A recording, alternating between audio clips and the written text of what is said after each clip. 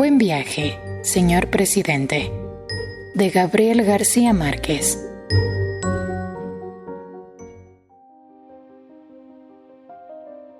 Estaba sentado en el escaño de madera bajo las hojas amarillentas del parque solitario, contemplando los cisnes polvorientos con las dos manos apoyadas en el pomo de plata del bastón y pensando en la muerte. Cuando vino a Ginebra por primera vez, el lago era sereno y diáfano, y había gaviotas mansas que se acercaban a comer en las manos, y mujeres de alquiler que parecían fantasmas de las 6 de la tarde, con volantes de organdí y sombrillas de seda. Ahora la única mujer posible hasta donde alcanzaba la vista era una vendedora de flores en el muelle desierto. Le costaba creer que el tiempo hubiera podido hacer semejantes estragos no solo en su vida, sino también en el mundo. Era un desconocido más en la ciudad de los desconocidos ilustres. Llevaba el vestido azul oscuro con rayas blancas, el chaleco de brocado y el sombrero duro de los magistrados en retiro. Tenía un bigote altivo de mosquetero, el cabello azulado y abundante con ondulaciones románticas, las manos de arpista con la sortija de viudo en el anular izquierdo y los ojos alegres. Lo único que delataba el estado de su salud era el cansancio de la piel. Y aún así, a los 73 años, seguía siendo de una elegancia principal. Aquella mañana, sin embargo, se sentía a salvo de toda vanidad. Los años de la gloria y el poder habían quedado atrás sin remedio, y ahora solo permanecían los de la muerte. Había vuelto a Ginebra después de 2 guerras mundiales, en busca de una respuesta terminante para un dolor que los médicos de la Martinica no lograron identificar. Había previsto no más de 15 días, pero iban ya 6 semanas de exámenes agotadores y resultados inciertos, y todavía no se vislumbraba el final. Buscaban el dolor en el hígado, en el riñón, en el páncreas, en la próstata, donde menos estaba, hasta que el jueves indeseable en que el médico menos notorio de los muchos que lo habían visto lo citó a las 9 de la mañana en el pabellón de neurología. La oficina parecía una celda de monjes, y el médico era pequeño y lúgubre, y tenía la mano derecha escalollada por una fractura del pulgar. Cuando apagó la luz, apareció en la pantalla la radiografía iluminada de una espina dorsal que él no reconoció como suya, hasta que el médico señaló con un puntero, debajo de la cintura, la unión de 2 vértebras. «Su dolor está aquí», le dijo. Para él no era tan fácil. Su dolor era improbable y escurridizo, y a veces parecía estar en el costillar derecho y a veces en el bajo vientre, y a menudo lo sorprendía con una punzada instantánea en la ingle. El médico lo escuchó en suspenso y con el puntero inmóvil en la pantalla. «Por eso nos despistó durante tanto tiempo», dijo. «Pero ahora sabemos que está aquí». Luego se puso el índice en la sien y precisó: «Aunque en estricto rigor, señor presidente, todo dolor está aquí».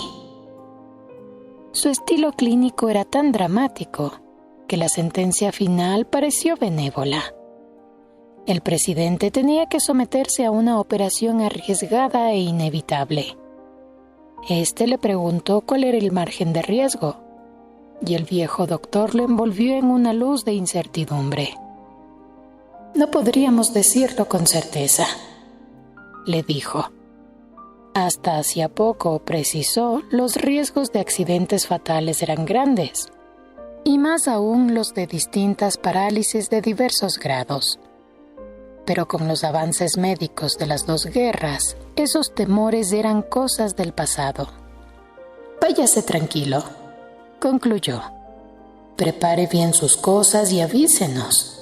Pero eso sí, No olvide que cuanto antes será mejor. No era una buena mañana para digerir esa mala noticia, y menos a la intemperie. Había salido muy temprano del hotel, sin abrigo porque vio un sol radiante por la ventana, y se había ido con sus pasos contados desde el Chemin du Beau Soleil, donde estaba el hospital, hasta el refugio de enamorados furtivos del Parque Inglés. Llevaba ahí más de una hora, siempre pensando en la muerte, cuando empezó el otoño. El lago se encrespó como un océano embravecido, y un viento de desorden espantó a las gaviotas y arrasó con las últimas hojas. El presidente se levantó y, en vez de comprársela a la florista, arrancó una margarita de los canteros públicos y se la puso en el ojal de la solapa. La florista lo sorprendió. «Esas flores no son de Dios, señor», le dijo disgustada. «Son del ayuntamiento». Él no le puso atención. Se alejó con trancos ligeros, empuñando el bastón por el centro de la caña y a veces haciéndolo girar con un donaire un tanto libertino. En el puente del Mont Blanc estaban quitando a toda prisa las banderas de la Confederación enloquecidas por la ventolera, y el surtidor esbelto colocado de espuma se apagó antes de tiempo. El presidente no reconoció su cafetería de siempre sobre el muelle, porque habían quitado el toldo verde de la marquesina y las terrazas floridas del verano acababan de cerrarse. En el salón las lámparas estaban encendidas a pleno día, y el cuarteto de cuerdas tocaba un Mozart premonitorio. El presidente cogió en el mostrador un periódico de la pila reservada para los clientes. Colgó el sombrero y el bastón en la percha. Se puso los lentes con armadura de oro para leer en la mesa más apartada, y solo entonces tomó conciencia de que había llegado el otoño. Empezó a leer por la página internacional, donde encontraba muy de vez en cuando alguna noticia de las Américas. Y siguió leyendo de atrás hacia adelante hasta que la mesera le llevó su botella diaria de agua de Evian. Hacía más de 30 años que había renunciado al hábito del café por imposición de sus médicos. Pero había dicho: «Si alguna vez tuviera la certidumbre de que voy a morir, volvería a tomarlo». Quizás la hora había llegado. «Tráigame también un café», ordenó en un francés perfecto, y precisó sin reparar en el doble sentido: «A la italiana, como para levantar a un muerto». Se lo tomó sin azúcar, a sorbos lentos, y después puso la taza boca abajo en el plato para que el sedimento del café, después de tantos años, tuviera tiempo de escribir su destino. El sabor recuperado lo redimió por un instante de su mal pensamiento. Un instante después, como parte del mismo sortilegio, sintió que alguien lo miraba. Entonces pasó la página con un gesto casual. Miró por encima de los lentes y vio al hombre pálido y sin afeitar, con una gorra deportiva y una chaqueta de cordero volteado, que apartó la mirada al instante para no tropezar con la suya. Su cara le era familiar. Se habían cruzado varias veces en el vestíbulo del hospital. Lo había vuelto a ver cualquier día en una motoneta por la Promenade du Lac, mientras él contemplaba los cisnes. Pero nunca se sintió reconocido. No descartó, sin embargo, que fuera otra de las tantas fantasías persecutorias del exilio. Terminó el periódico sin prisa, flotando en los chelos suntuosos de los Brahms, hasta que el dolor fue más fuerte que la analgesia de la música. Entonces miró el relojito de oro que llevaba colgado de una leontina en el bolsillo del chaleco, y se tomó las 2 tabletas calmantes del mediodía con el último trago del agua de Evian. Antes de quitarse los lentes, descifró su destino en el asiento del café y sintió un estremecimiento glacial. Ahí estaba la incertidumbre. Por último pagó la cuenta con una propina estítica, cogió el bastón y el sombrero en la percha y salió a la calle sin mirar al hombre que lo miraba. Se alejó con su andar festivo, bordeando los canteros de flores despedazadas por el viento, y se creyó liberado del hechizo. Pero de pronto sintió los pasos detrás de los suyos. Se detuvo al doblar la esquina y dio media vuelta. El hombre que lo seguía tuvo que pararse en seco para no tropezar con él, y lo miró sobrecogido, a menos de 2 palmos de sus ojos. «Señor presidente», murmuró, «dígale a los que le pagan que no se hagan ilusiones», dijo el presidente sin perder la sonrisa ni el encanto de la voz. «Mi salud es perfecta». «Nadie lo sabe mejor que yo», dijo el hombre abrumado por la carga de dignidad que le cayó encima. «Trabajo en el hospital». La dicción y la cadencia y aún su timidez eran las de un Caribe crudo. «No me dirá que es médico», le dijo el presidente. «¿Qué más quisiera yo, señor?», dijo el hombre. «Soy chofer de ambulancia». «Lo siento», dijo el presidente convencido de su error. «Es un trabajo duro». «No tanto como el suyo, señor». Él lo miró sin reservas. Se apoyó en el bastón con las 2 manos y le preguntó con un interés real. «¿De dónde es usted?» «Del Caribe». «De eso ya me di cuenta», dijo el presidente. «¿Pero de qué país?» «Del mismo que usted, señor», dijo el hombre y le tendió la mano. «Mi nombre es Homero Rey». El presidente lo interrumpió sorprendido, sin soltarle la mano. «Caray», le dijo. «¡Qué buen nombre!». Homero se relajó. «Y es más todavía», dijo. «Homero, rey de la casa».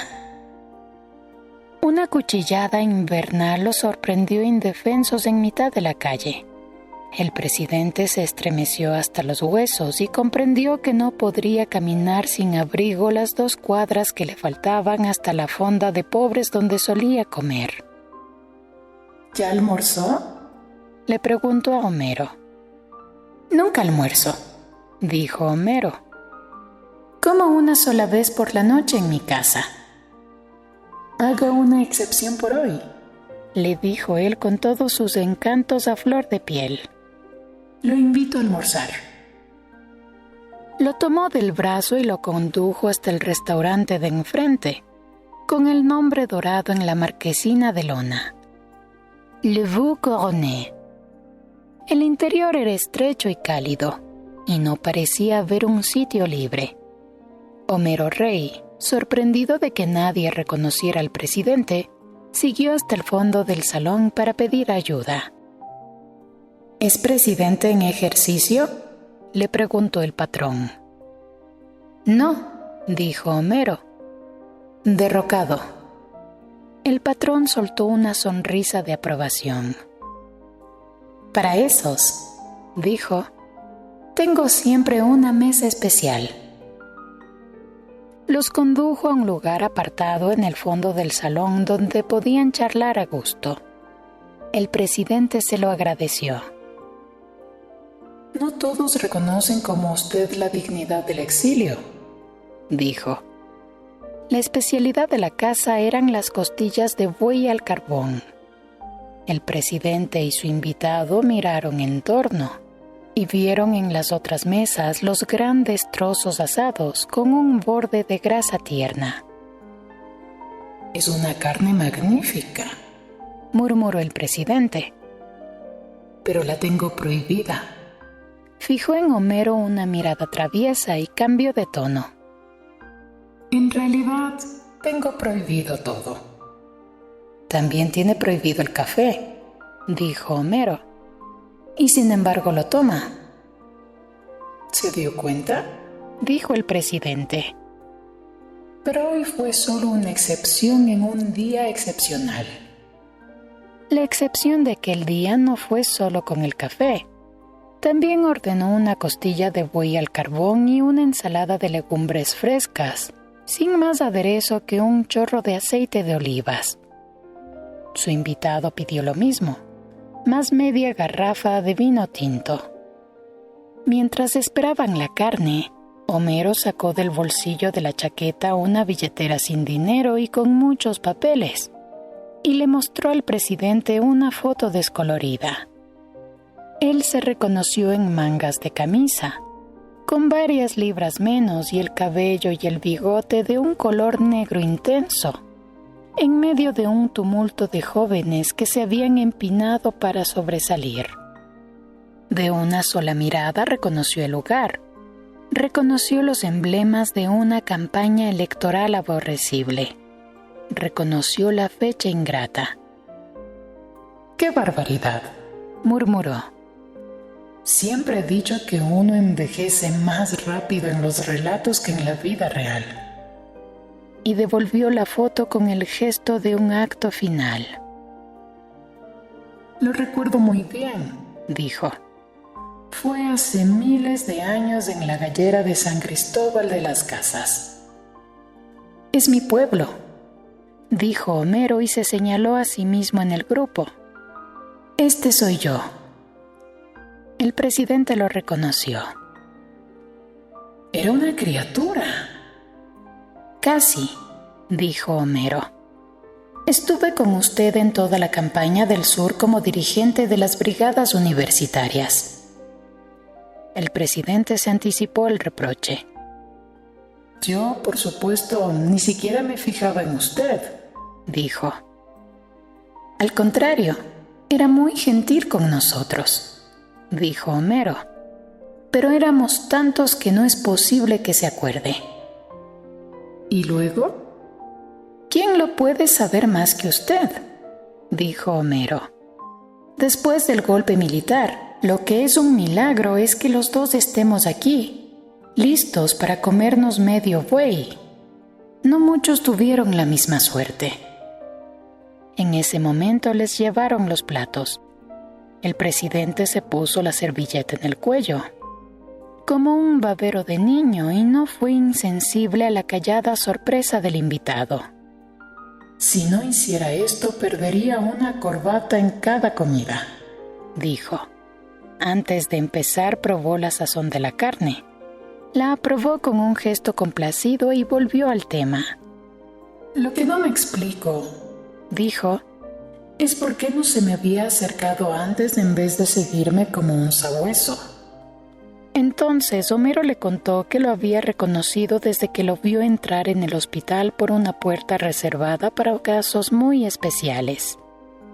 Era pleno verano y él llevaba el traje completo de lino blanco de las Antillas, con zapatos combinados en blanco y negro, la margarita en el ojal y la hermosa cabellera alborotada por el viento. Homero averiguó que estaba solo en Ginebra, sin ayuda de nadie, pues conocía de memoria la ciudad donde había terminado sus estudios de leyes. La dirección del hospital, a solicitud suya, tomó las determinaciones internas para asegurar el incógnito absoluto. Esa misma noche, Homero se concentró con su mujer para hacer contacto con él. Sin embargo, lo había seguido durante 5 semanas buscando una ocasión propicia, y quizás no habría sido capaz de saludarlo si él no lo hubiera enfrentado. Me alegro que lo haya hecho, dijo el presidente. Aunque la verdad es que no me molesta para nada estar solo. No es justo. ¿Por qué?, preguntó el presidente con sinceridad.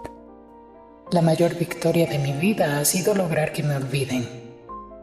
Nos acordamos de usted más de lo que usted se imagina, dijo Homero sin disimular su emoción. Es una alegría verlo así, sano y joven. Sin embargo, dijo él sin dramatismo. Todo indica que moriré muy pronto. Sus probabilidades de salir bien son muy altas, dijo Homero. El presidente dio un salto de sorpresa, pero no perdió la gracia. ¡Ah, caray!, exclamó. ¿Es que en la bella Suiza se abolió el sigilo médico? En ningún hospital del mundo hay secretos para un chofer de ambulancias, dijo Homero. Pues lo que yo sé lo he sabido hace apenas 2 horas y por boca del único que debía saberlo. En todo caso, usted no moriría en vano, dijo Homero. Alguien lo pondrá en el lugar que le corresponde como un gran ejemplo de dignidad. El presidente fingió un asombro cómico. Gracias por prevenirme, dijo. Comía como hacía todo, despacio y con una gran pulcritud. Mientras tanto miraba a Homero directo a los ojos, de modo que éste tenía la impresión de ver lo que él pensaba. Al cabo de una larga conversación de evocaciones nostálgicas, hizo una sonrisa maligna. Había decidido no preocuparme por mi cadáver, dijo. Pero ahora veo que debo tomar ciertas precauciones de novela policíaca para que nadie lo encuentre.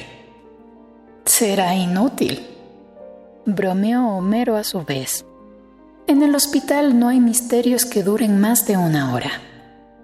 Cuando terminaron el café, el presidente leyó el fondo de su taza y volvió a estremecerse.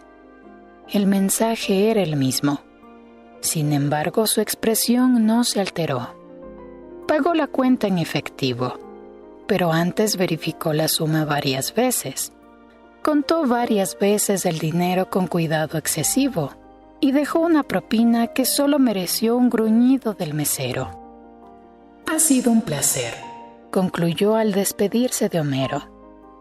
No tengo fecha para la operación y ni siquiera he decidido si voy a someterme o no. Pero si todo sale bien, volveremos a vernos. ¿Y por qué no antes?, dijo Homero. Lázara, mi mujer, es cocinera de ricos. Nadie prepara el arroz con camarones mejor que ella, y nos gustaría tenerlo en casa una noche de estas. Tengo prohibidos los mariscos, pero los comeré con mucho gusto, dijo él. Dígame cuándo. El jueves es mi día libre, dijo Homero. Perfecto, dijo el presidente. El jueves a las 7 de la noche estoy en su casa. Será un placer. Yo pasaré a recogerlo, dijo Homero. Hôtellerie Dame, Rue de l'Industrie, detrás de la estación. ¿Es correcto? Correcto, dijo el presidente y se levantó más encantado que nunca. Por lo visto sabe hasta el número que calzo. Claro, señor, dijo Homero divertido. 41.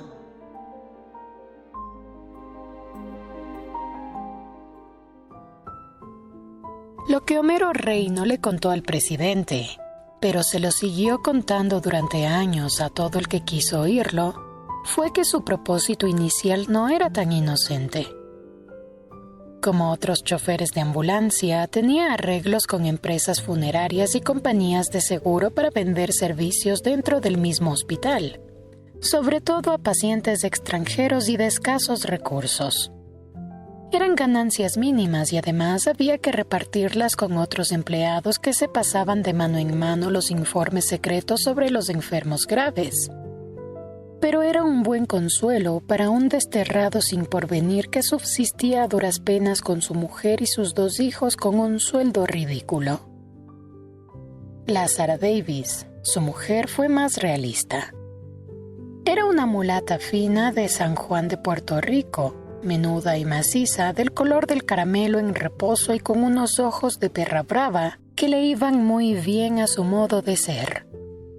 Se habían conocido en los servicios de caridad del hospital, donde ella trabajaba como ayudante de todo después de que un rentista de su país, que la había llevado como niñera, la dejó al garete en Ginebra.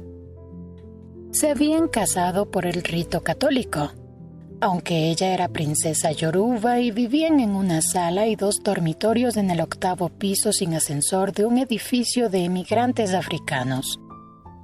Tenían una niña de 9 años, Bárbara, y un niño de 7, Lázaro, con algunos índices menores de retraso mental. La Sarah Davis era inteligente y de mal carácter, pero de entrañas tiernas.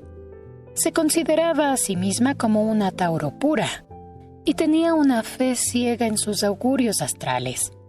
Sin embargo, nunca pudo cumplir el sueño de ganarse la vida como astróloga de millonarios. En cambio, aportaba a la casa recursos ocasionales y a veces importantes, preparando cenas para señoras ricas que se lucían con sus invitados, haciéndoles creer que eran ellas las que cocinaban los excitantes platos antillanos.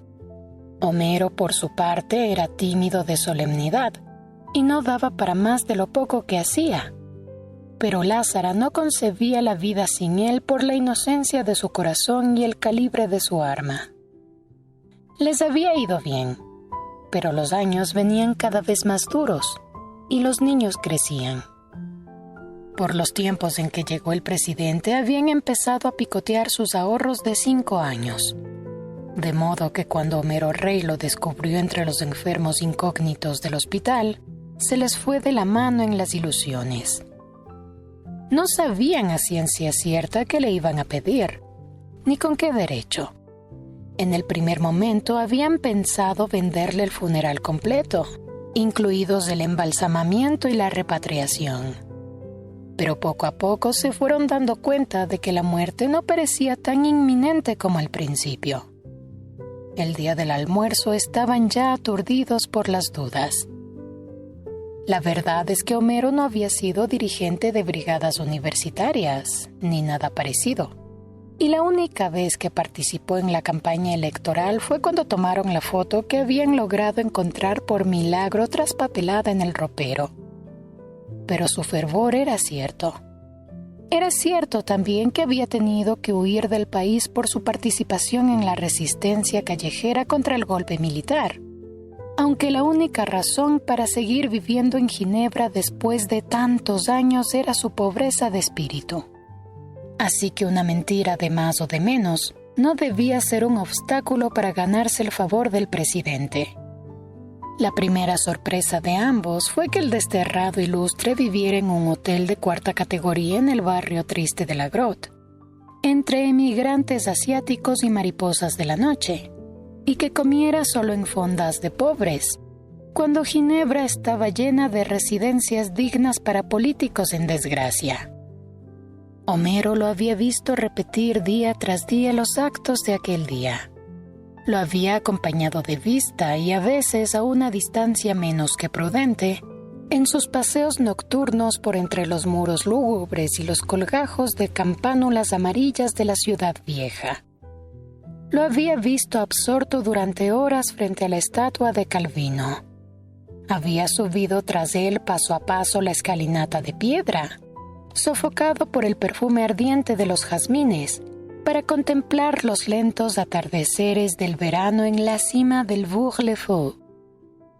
Una noche lo vio bajo la primera llovizna, sin abrigo ni paraguas, haciendo la cola con los estudiantes para un concierto de Rubinstein. «No sé cómo no le ha dado una pulmonía», le dijo después a su mujer. El sábado anterior, cuando el tiempo empezó a cambiar, lo había visto comprando un abrigo de otoño con un cuello de bisones falsos, pero no en las tiendas luminosas de la Rue du Rhône, donde compraban los emires furtivos, sino en el mercado de las pulgas. «Entonces no hay nada que hacer», exclamó Lázara cuando Homero se lo contó. «Es un avaro de mierda, capaz de hacerse enterrar por la beneficencia en la fosa común. Nunca le sacaremos nada». «A lo mejor es pobre de verdad», dijo Homero, «después de tantos años sin empleo». «Ay, negro, una cosa es ser Piscis con ascendente Piscis y otra cosa es ser pendejo. dijo Lázara. Todo el mundo sabe que se alzó con el oro del gobierno y es el exiliado más rico de la Martinica. Homero, que era 10 años mayor, había crecido impresionado con la noticia de que el presidente estudió en Ginebra, trabajando como obrero de la construcción. En cambio, Lázara se había criado entre los escándalos de la prensa enemiga, magnificados en una casa de enemigos donde fue niñera desde niña. Así que la noche en que Homero llegó ahogándose de júbilo porque había almorzado con el presidente, a ella no le valió el argumento de que lo había invitado a un restaurante caro. Le molestó que Homero no le hubiera pedido nada de lo mucho que habían soñado, desde becas para los niños hasta un empleo mejor en el hospital.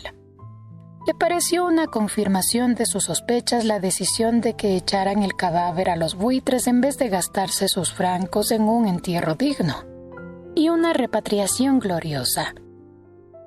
Pero lo que rebosó el vaso fue la noticia que Homero se reservó para el final, de que había invitado al presidente a comer arroz de camarones el jueves en la noche. ¡No más eso nos faltaba!, gritó Lázara. ¡Que se nos muera aquí, envenenado con camarones de lata, y tengamos que enterrarlo con los ahorros de los niños! Lo que al final determinó su conducta fue el peso de su lealtad conyugal. Tuvo que pedir prestado a una vecina 3 juegos de cubiertos de alpaca y una ensaladera de cristal, a otra una cafetera eléctrica, a otra un mantel bordado y una vajilla china para el café. Cambió las cortinas viejas por las nuevas, que solo usaban en los días de fiesta, y les quitó el forro a los muebles. Pasó un día entero fregando pisos, sacudiendo el polvo, cambiando las cosas de lugar hasta que logró lo contrario de lo que más le hubiera convenido, que era conmover al invitado con el decoro de la pobreza. El jueves en la noche, después de que se repuso del ahogo de los 8 pisos, el presidente apareció en la puerta con el nuevo abrigo viejo y el sombrero melón de otro tiempo, y con una sola rosa para Lázara. Ella se impresionó con su hermosura viril y sus maneras de príncipe, pero más allá de todo eso lo vio como esperaba verlo. Falso y rapaz. Le pareció impertinente, porque ella había cocinado con las ventanas abiertas para evitar que el vapor de los camarones impregnara la casa. Y lo primero que hizo él al entrar fue aspirar a fondo, como en un éxtasis súbito, y exclamó con los ojos cerrados y los brazos abiertos: ¡Ah, el olor de nuestro mar! Le pareció más tacaño que nunca por llevarle una sola rosa, robada sin duda en los jardines públicos. Le pareció insolente, por el desdén con que miró los recortes de periódicos sobre sus glorias presidenciales y los gallardetes y banderines de la campaña, que Homero había clavado con tanto candor en la pared de la sala. Le pareció duro de corazón, porque no saludó siquiera a Bárbara y a Lázaro, que le tenían un regalo hecho por ellos, y en el curso de la cena se refirió a 2 cosas que no podía soportar: los perros y los niños. Lo odió. Sin embargo, su sentido caribe de la hospitalidad se impuso sobre sus prejuicios. Se había puesto la bata africana de sus noches de fiesta y sus collares y pulseras de santería, y no hizo durante la cena un solo gesto ni dijo una sola palabra de sobra. Fue más que irreprochable. Perfecta. La verdad era que el arroz de camarones no estaba entre las virtudes de su cocina, pero lo hizo con los mejores deseos y le quedó muy bien. El presidente se sirvió 2 veces sin medirse en elogios, y le encantaron las tajadas fritas de plátano maduro y la ensalada de aguacate, aunque no compartió las nostalgias. Lázara se conformó con escuchar hasta los postres, cuando Homero se atascó sin que viniera a cuento en el callejón sin salida de la existencia de Dios. Yo sí creo que existe, dijo el presidente, pero que no tiene nada que ver con los seres humanos. anda en cosas mucho más grandes.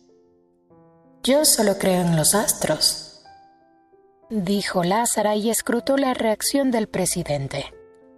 ¿Qué día nació usted? 11 de marzo.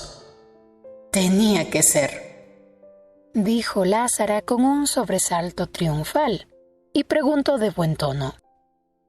¿No serán demasiado dos Piscis en una misma mesa? Los hombres seguían hablando de Dios cuando ella se fue a la cocina a preparar el café.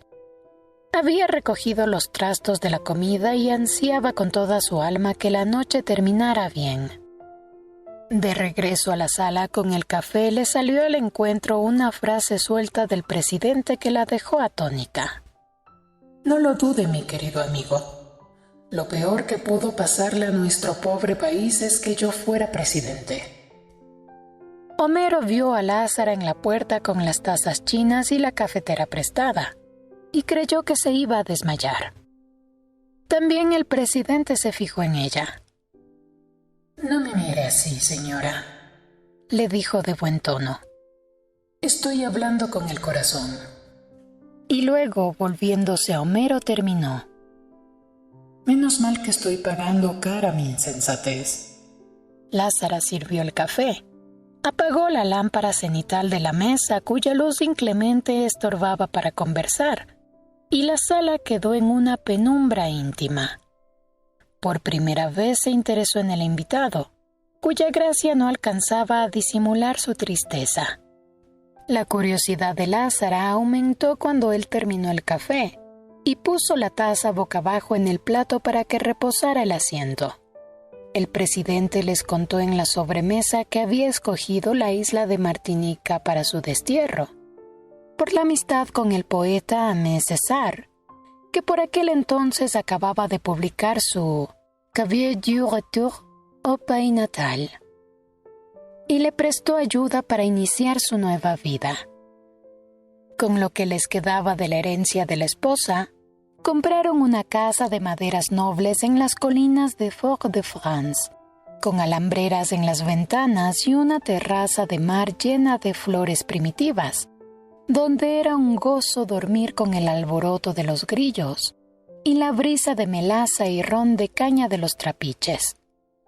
Se quedó allí con la esposa, 14 años mayor que él y enferma desde su parto único, atrincherado contra el destino en la relectura viciosa de sus clásicos latinos, en latín, y con la convicción de que aquel era el acto final de su vida.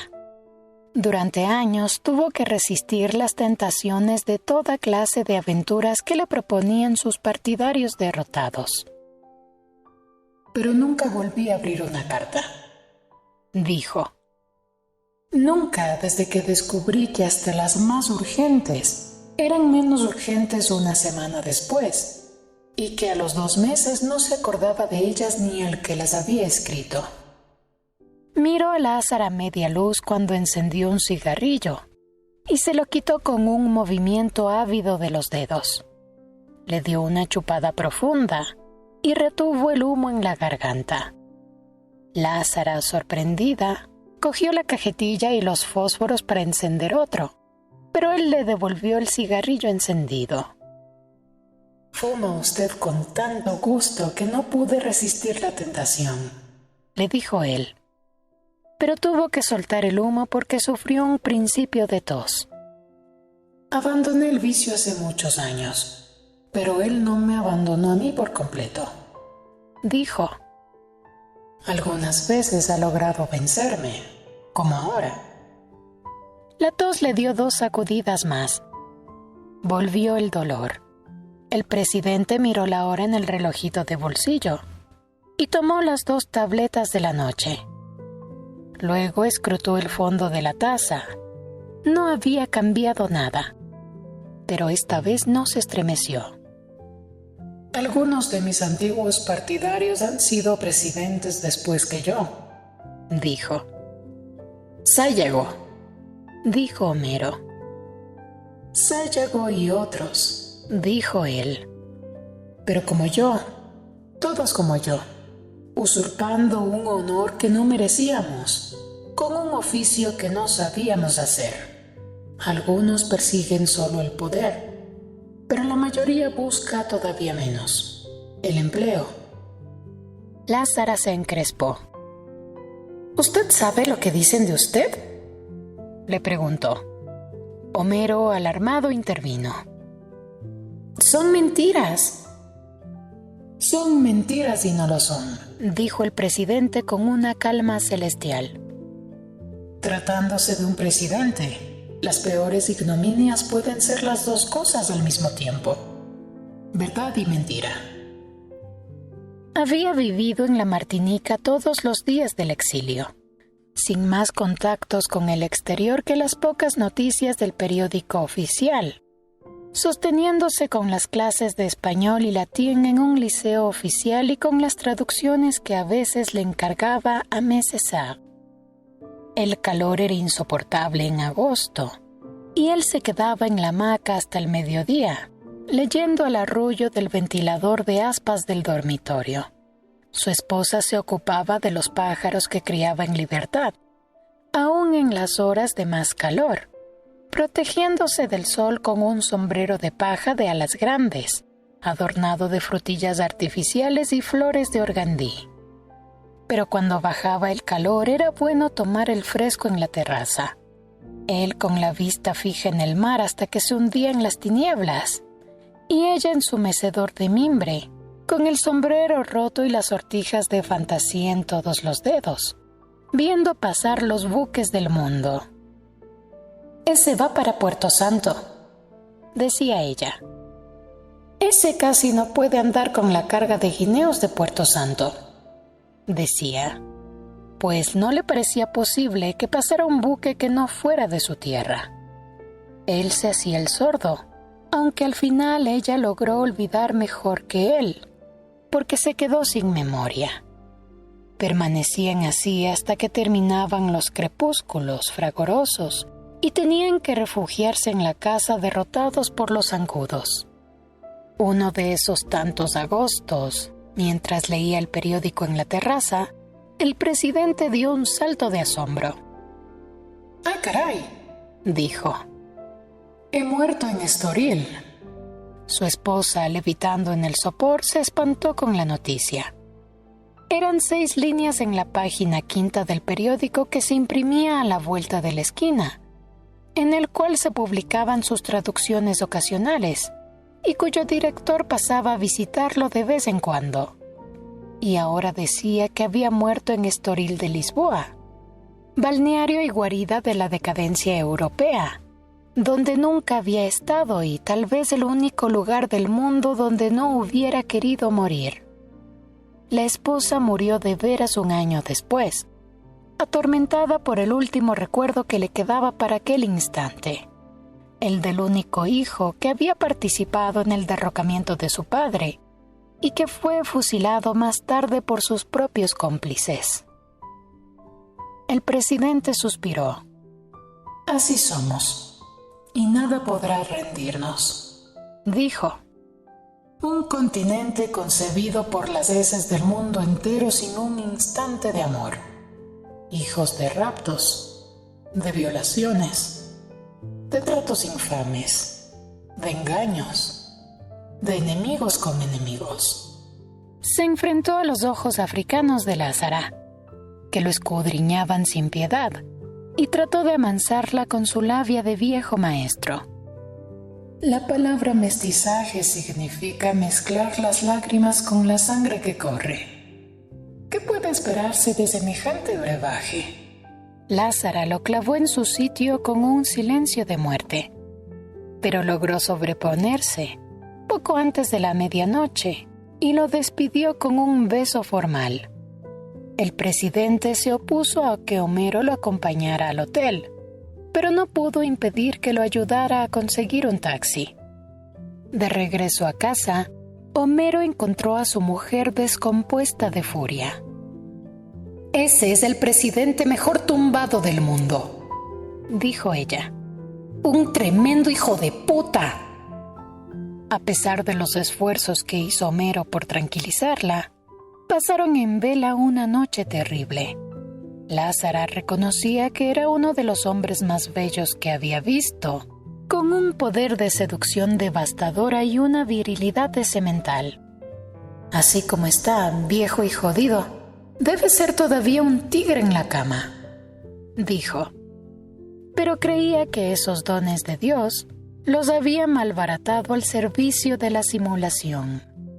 No podía soportar sus alardes de haber sido el peor presidente de su país, ni sus ínfulas de asceta, si estaba convencida de que era dueño de la mitad de los ingenios de la Martinica, ni la hipocresía de su desdén por el poder, si era evidente que lo daría todo por volver un minuto a la presidencia para hacerles morder el polvo a sus enemigos.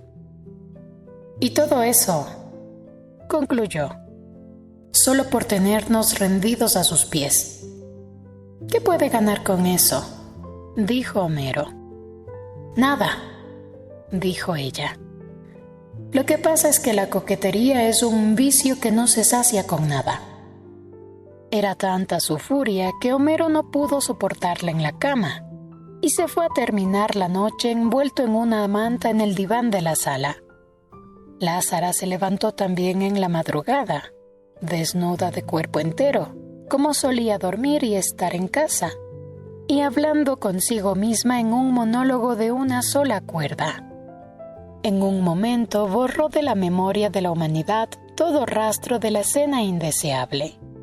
Devolvió al amanecer las cosas prestadas, cambió las cortinas nuevas por las viejas y puso los muebles en su lugar, hasta que la casa volvió a ser tan pobre y decente como había sido hasta la noche anterior. Por último arrancó los recortes de prensa, los retratos, los banderines y gallardetes de la campaña abominable, y tiró todo en el cajón de la basura con un grito final. ¡Al carajo! Una semana después de la cena, Homero encontró al presidente esperándolo a la salida del hospital, con la súplica de que lo acompañara a su hotel. Subieron los 3 pisos empinados hasta una mansarda con una sola claraboya que daba a un cielo de ceniza y atravesada por una cuerda con ropa puesta a secar. Había además una cama matrimonial que ocupaba la mitad del espacio, una silla simple, un aguamanil y un bidé portátil, y un ropero de pobres con el espejo nublado. El presidente notó la impresión de Homero. «Es el mismo cubil donde viví mis años de estudiante», le dijo como excusándose. «Lo reservé desde Fort-de-France». Sacó de una bolsa de terciopelo y desplegó sobre la cama el saldo final de sus recursos. Varias pulseras de oro con distintos adornos de piedras preciosas, un collar de perlas de 3 vueltas y otros 2 de oro y piedras preciosas, 3 cadenas de oro con medallas de santos y un par de aretes de oro con esmeraldas, otro con diamantes y otro con rubíes, 2 relicarios y un guardapelos, 11 sortijas con toda clase de monturas preciosas y una diadema de brillantes que pudo haber sido de una reina. Luego sacó de un estuche distinto 3 pares de mancuernas de plata y 2 de oro con sus correspondientes pisacorbatas, y un reloj de bolsillo enchapado en oro blanco. Por último, sacó de una caja de zapatos sus 6 condecoraciones, 2 de oro, una de plata y el resto chatarra pura. «Es todo lo que me queda en la vida», dijo. No tenía más alternativas que venderlo todo para completar los gastos médicos, y deseaba que Homero le hiciera el favor con el mayor sigilo. Sin embargo, Homero no se sintió capaz de complacerlo mientras no tuviera las facturas en regla. El presidente le explicó que eran las prendas de su esposa, heredadas de una abuela colonial que a su vez había heredado un paquete de acciones en minas de oro en Colombia. El reloj, las mancuernas y las pisacorbatas eran suyos. Las condecoraciones, por supuesto, no fueron antes de nadie. No creo que alguien tenga facturas de cosas así, dijo. Homero fue inflexible. En ese caso, reflexionó el presidente, no me quedará más remedio que dar la cara. Empezó a recoger las joyas con una calma calculada. Le ruego que me perdone, mi querido Homero, pero es que no hay peor pobreza que la de un presidente pobre, le dijo. Hasta sobrevivir parece indigno. En ese instante, Homero lo vio con el corazón y le rindió sus armas.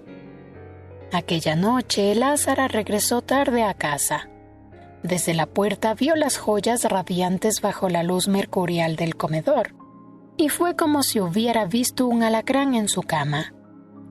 «No seas bruto, negro», dijo asustada. «¿Por qué están estas cosas aquí?» La explicación de Homero la inquietó todavía más. Se sentó a examinar las joyas, una por una, con una meticulosidad de orfebre.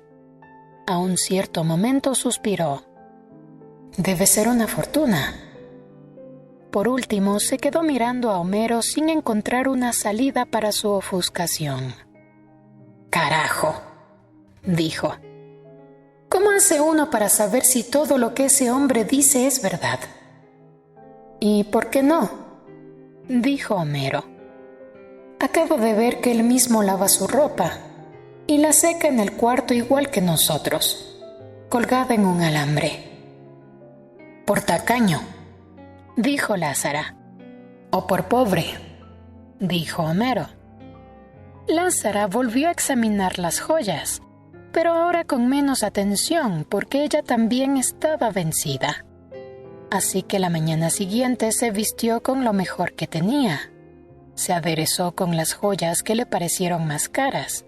Se puso cuantas sortijas pudo en cada dedo, hasta en el pulgar, y cuantas pulseras pudo ponerse en cada brazo y se fue a venderlas. «A ver quién le pide facturas a Lázara Davis», dijo al salir pavoneándose de risa. Escogió la joyería exacta, con más ínfulas que prestigio, donde sabía que se vendía y se compraba sin demasiadas preguntas, y entró aterrorizada, pero pisando firme. Un vendedor vestido de etiqueta, enjuto y pálido, le hizo una venia teatral al besarle la mano, y se puso a sus órdenes. El interior era más claro que el día, por los espejos y las luces intensas, y la tienda entera parecía de diamante. Lázara, sin mirar apenas al empleado por temor de que se le notara la farsa, siguió hasta el fondo. El empleado la invitó a sentarse ante uno de los 3 escritorios Luis XV que servían de mostradores individuales, y extendió encima un pañuelo inmaculado. Luego se sentó frente a Lázara y esperó. «¿En qué puedo servirle?» Ella se quitó las sortijas, las pulseras, los collares, los aretes, todo lo que llevaba a la vista, y fue poniéndolo sobre el escritorio en un orden de ajedrez. Lo único que quería, dijo, era conocer su verdadero valor. El joyero se puso el monóculo en el ojo izquierdo y empezó a examinar las alhajas con un silencio clínico. Al cabo de un largo rato, sin interrumpir el examen, preguntó: «¿De dónde es usted?» Lázara no había previsto esa pregunta. «Ay, mi señor», suspiró. «De muy lejos. Me lo imagino», dijo él. Volvió al silencio, mientras Lázara lo escudriñaba sin misericordia con sus terribles ojos de oro. El joyero le consagró una atención especial a la diadema de diamantes y la puso aparte de las otras joyas. Lázara suspiró. «Es usted un Virgo perfecto», dijo. El joyero no interrumpió el examen. «¿Cómo lo sabe?» «Por el modo de ser», dijo Lázara. Él no hizo ningún comentario hasta que terminó. y se dirigió a ella con la misma parsimonia del principio. ¿De dónde viene todo esto? Herencia de una abuela, dijo Lázara con voz tensa. Murió el año pasado en Paramaribo a los 97 años. El joyero la miró entonces a los ojos. Lo siento mucho, le dijo. Pero el único valor de estas joyas es lo que pese el oro.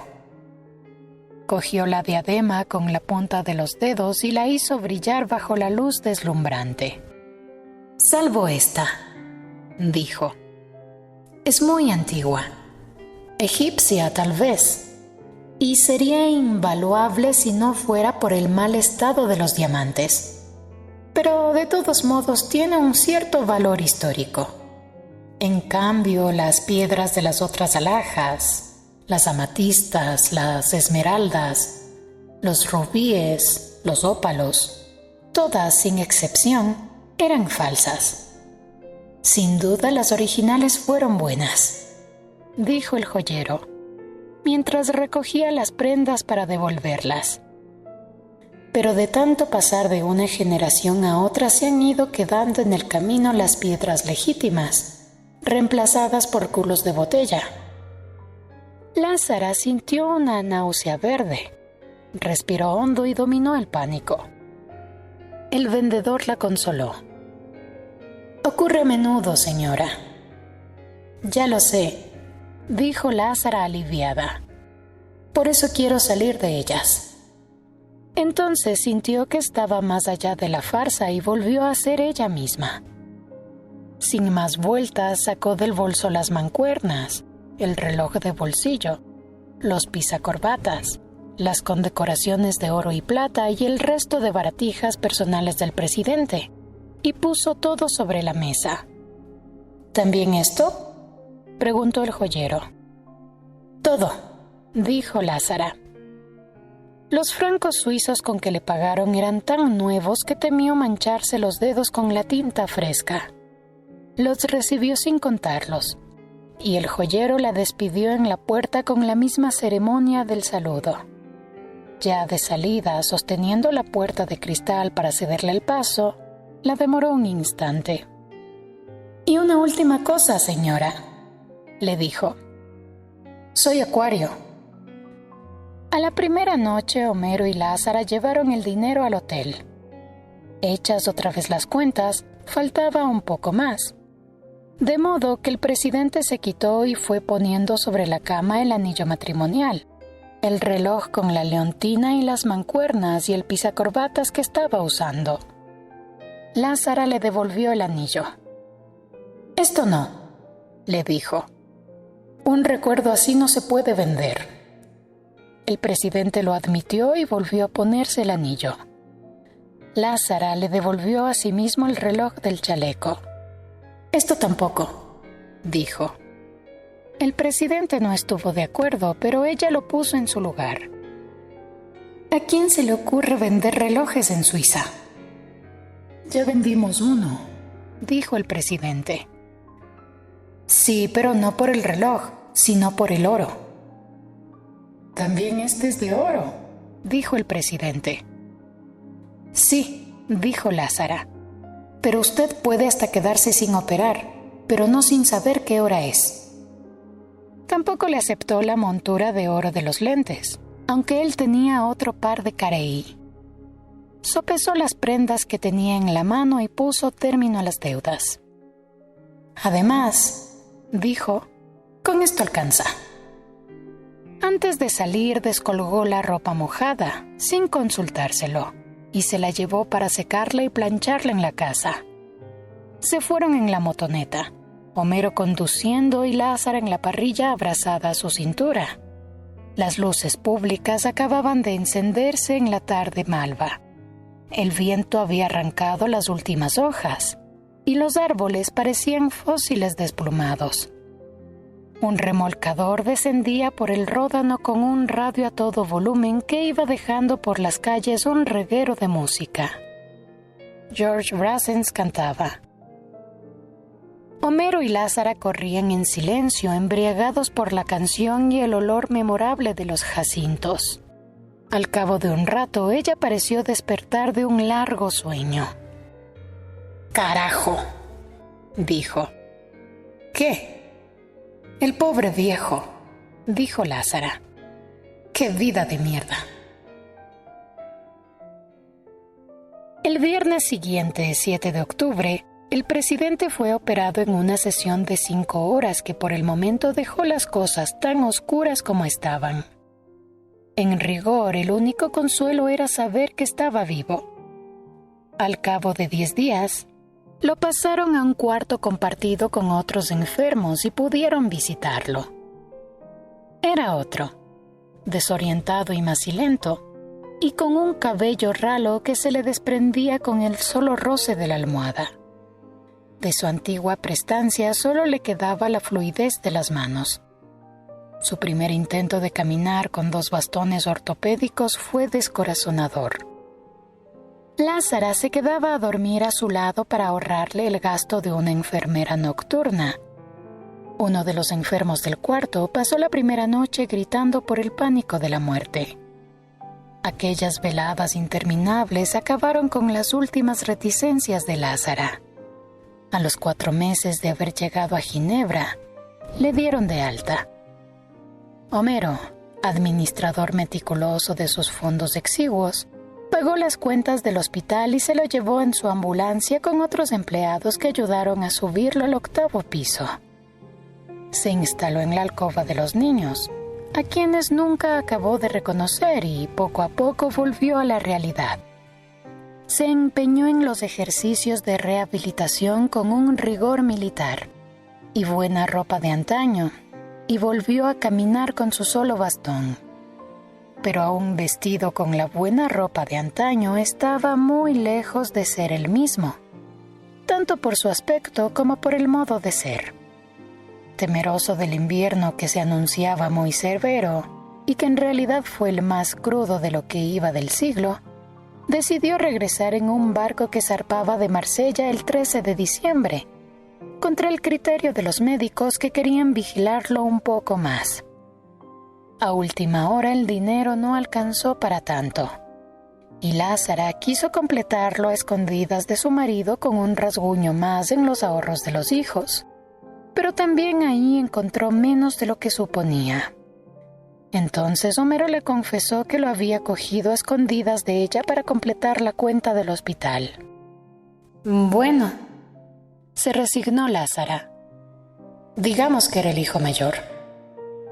El 11 de diciembre lo embarcaron en el tren de Marsella bajo una fuerte tormenta de nieve, y solo cuando volvieron a casa encontraron una carta de despedida en la mesa de noche de los niños. Allí mismo dejó su anillo de bodas para Bárbara, junto con el de la esposa muerta, que nunca trató de vender, y el reloj de Leontina para Lázaro. Como era domingo, algunos vecinos caribes que descubrieron el secreto habían acudido a la estación de Cornavín con un conjunto de arpas de Veracruz. El presidente estaba sin aliento, con el abrigo perdulario y una larga bufanda de colores que había sido de Lázara, pero aún así permaneció en el pescante del último vagón despidiéndose con el sombrero bajo el azote del vendaval. El tren empezaba a acelerar cuando Homero cayó en la cuenta de que se había quedado con el bastón. Corrió hacia el extremo del andén y lo lanzó con bastante fuerza para que el presidente lo atrapara en el aire, pero cayó entre las ruedas y quedó destrozado. Fue un instante de terror. Lo último que vio Lázara fue la mano trémula estirada para atrapar el bastón que nunca alcanzó, y el guardián del tren que logró agarrar por la bufanda al anciano cubierto de nieve y lo salvó en el vacío. Lázara corrió despavorida al encuentro del marido tratando de reír detrás de las lágrimas. «¡Dios mío!», le gritó. «Ese hombre no se muere con nada». Llegó sano y salvo, según anunció en su extenso telegrama de gratitud. No se volvió a saber nada de él en más de un año. por fin llegó una carta de 6 hojas manuscritas en las que ya era imposible reconocerlo. El dolor había vuelto, tan intenso y puntual como antes, pero él decidió no hacerle caso y dedicarse a vivir la vida como viniera. El poeta Aimé Césaire le había regalado otro bastón con incrustaciones de nácar, pero había resuelto no usarlo. Hacía 6 meses que comía carne con regularidad y toda clase de mariscos y era capaz de beberse hasta 20 tazas diarias de café sereno. Pero ya no leía al fondo de la taza porque sus pronósticos le resultaban al revés. El día que cumplió los 75 años, se había tomado unas copitas del exquisito ron de la Martinica, que le sentaron muy bien, y volvió a fumar. No se sentía mejor, por supuesto, pero tampoco peor. Sin embargo, el motivo real de la carta era comunicarles que se sentía tentado de volver a su país para ponerse al frente de un movimiento renovador, por una causa justa y una patria digna, aunque solo fuera por la gloria mezquina de no morirse viejo en su cama. En ese sentido, concluía la carta. El viaje a Ginebra había sido providencial.